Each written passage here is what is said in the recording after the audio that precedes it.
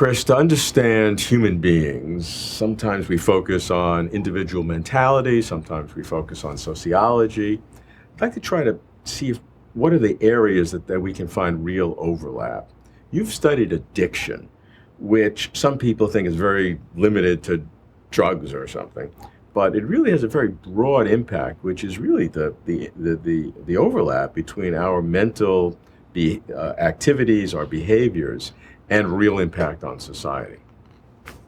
That's right. I mean, addiction makes a big impact on our society. If we actually just look at the statistics for mortality, we can see that nicotine is still responsible for 20% of deaths. Alcohol for around 5% of deaths. And if you include overeating, which is sort of an addiction, it's addictive behaviors is the eating, you can consider nearly 50% of mortality can be explained by addictive behaviors. Of course, there's other addictions such as gambling and what we call process addictions. What's that? Process addictions such as gambling. They aren't drugs, they aren't substances, but they're things that we do, we can't stop. Things we do, we can't stop. They get into the habit circuitry and the same kind of circuitry as we think that hook into drugs and abuse. So mortality is one way of analyzing addiction's impact on society, and another is sort of the percentage of the gross national product that's devoted to it, or is that wasted, if you will, by addictive kinds of behaviors or activities, and it's really enormous. Yeah, well, the way I think of it and the way I teach it in my classes is to think of this as an evolutionary product. We've spent millions of years evolving for reproducing ourselves, getting our food, and these are the circuits that have evolved in our brains.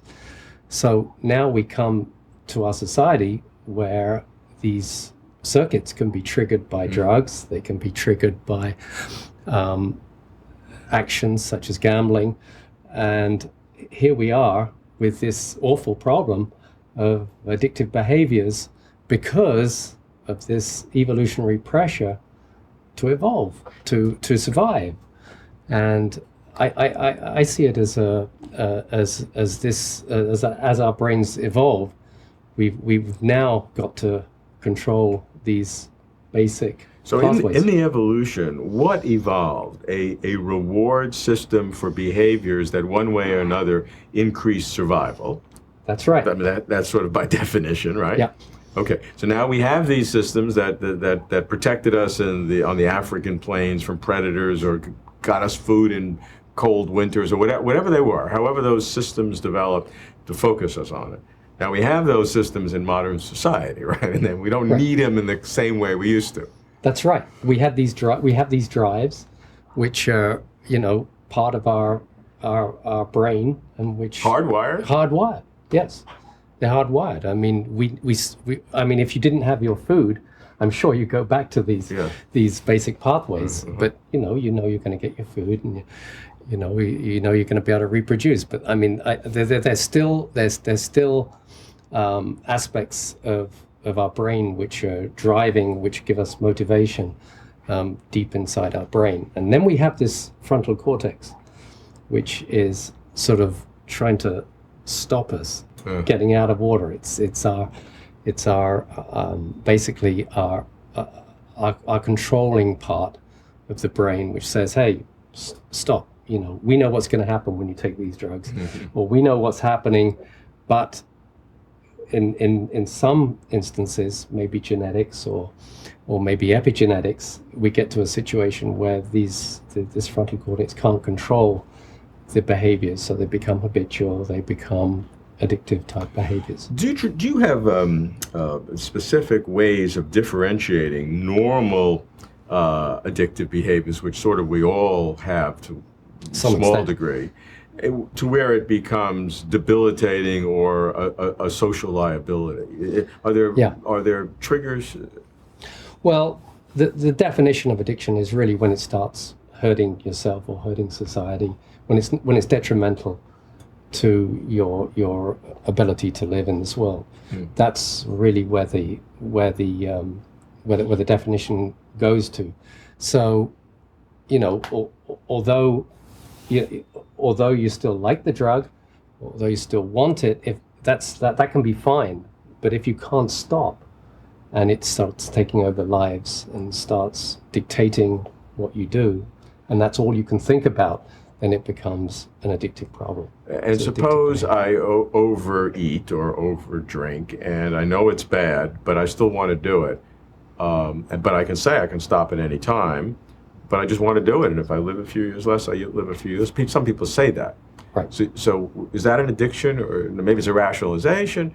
But assuming it's not a rationalization, you would not classify that as an addiction. If I really can't stop, I just don't want to.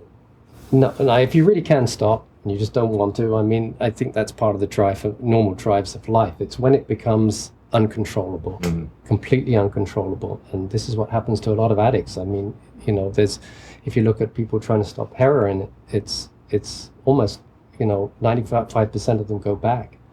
They just can't stop. Now, is there a difference between the different kinds of addiction? Smoking, hard drugs like heroin, gambling, overeating, in terms of the ability to control those addictions? Yes, there is. If you look at the order, heroin and smoking are actually close to the top. Cocaine and amphetamines come a little bit further down, and then marijuana and weed, marijuana and alcohol are a little bit lower than that. Okay. It's the hardest one to stop is smoking. It seems to be a very difficult one to stop. But just to carry on with that, it turns out that in the reward system, it turns out that the opiate receptors, the endogenous opiate receptors, are activated with smoking, with alcohol, with marijuana, and with opiates, of course, as well. The opiate drugs, which come from opium, derivatives of opium, and these opiate receptors are involved in the rewarding effects of these drugs. So if you in mouse models, if we take away these receptors, these are not rewarding anymore. People don't care. The animals don't care about their nicotine. They don't care about their alcohol when we take away the opiate receptors. So it's an important system which is activated in rewarding effects. And will that apply to all kinds of addictions, like the process addictions, like gambling and overeating? Well, opiates are definitely involved in liking food. We know that. They're involved in how much you like sucrose in the animals, how much you like food.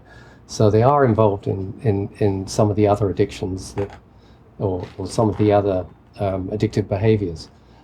Gambling hasn't been looked at, the effects of opiates, but certainly in food we know that opiates are involved. But understanding the human condition to understand addictions, which some people have put as a peripheral subject, is really kind of a central subject. I believe so, yes. I believe it's one of our most important areas to look at. It isn't a big area when you look at medical training, which I think it should be, because it's one of our major problems is addictions. Whether we understand how to control them, that's a whole other story, because I don't think we have the good tools to really control addictive behaviors at this point. We can understand a lot of drug behaviors, we understand how they work, but controlling them is a whole different kettle of fish.